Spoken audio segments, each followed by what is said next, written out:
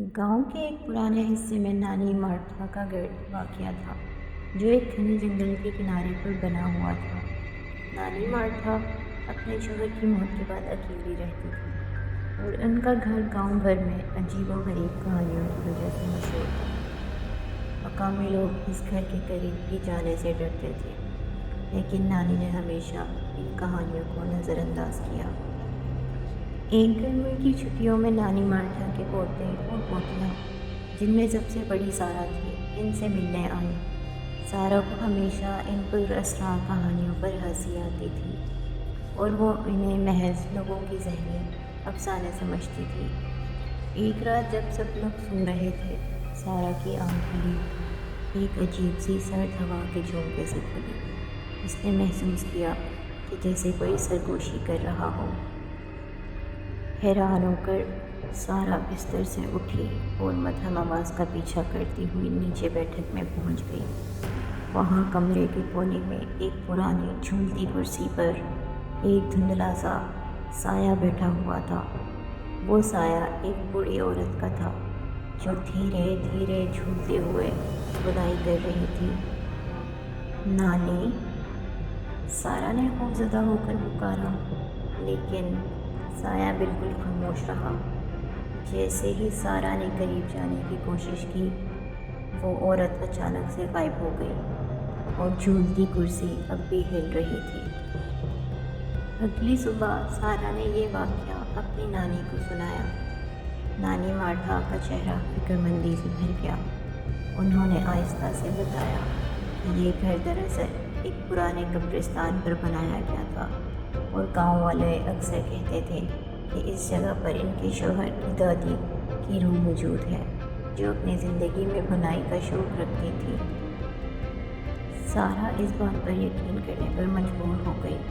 इसी रात इसने अपने बहन भाइयों को जगाया और कहा कि वो सब जाग कर देखें कि वो साया दोबारा आता है या नहीं।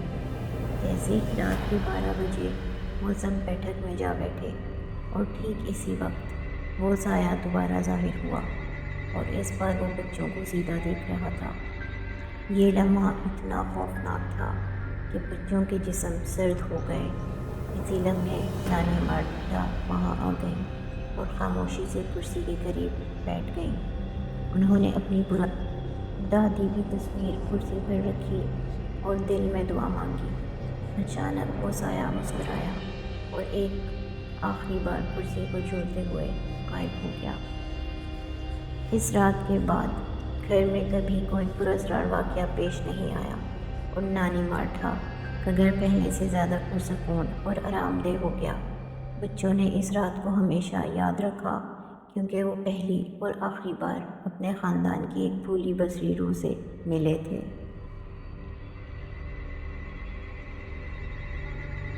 एक छोटे से खामोश कस्बे में एक पुरानी दुकान थी, जिससे एक बुज़ुर्ग खातून नानी एल्सी चलाती थी।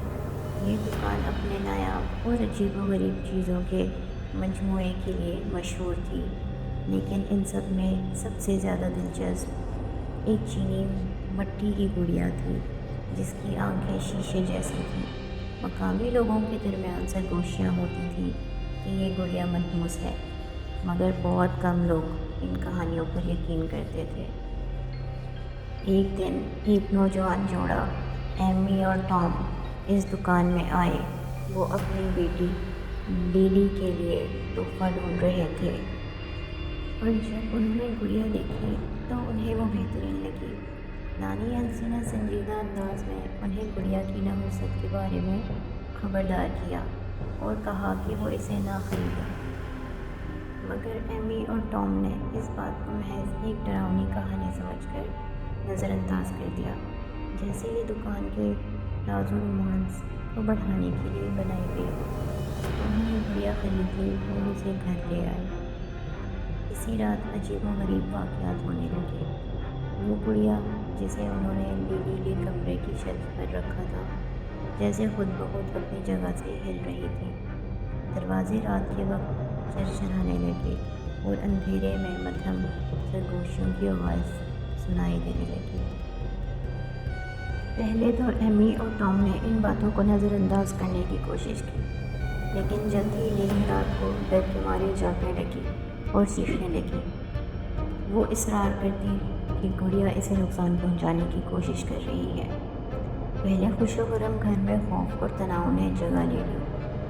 جب یہ پراسرار واقعات روز بروز بڑھنے لگے، ایمی اور ٹام نے فیصلہ کیا کہ وہ گڑیا کو واپس دکان لے جائیں گے، مگر جب وہ وہاں پہنچے تو انہیں معلوم ہوا کہ نانی ایلسی مر چکی ہے اور دکان ہمیشہ کے لیے بند ہو چکی تھی۔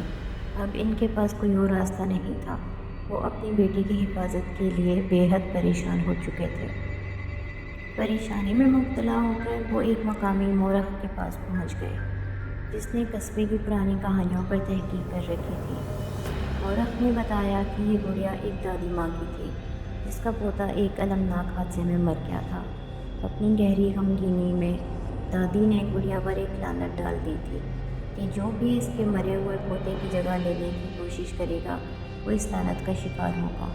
یہی نحوست ان کے گھر میں ڈراؤنے خواب اور عجیب واقعات کی وجہ بن رہی تھی۔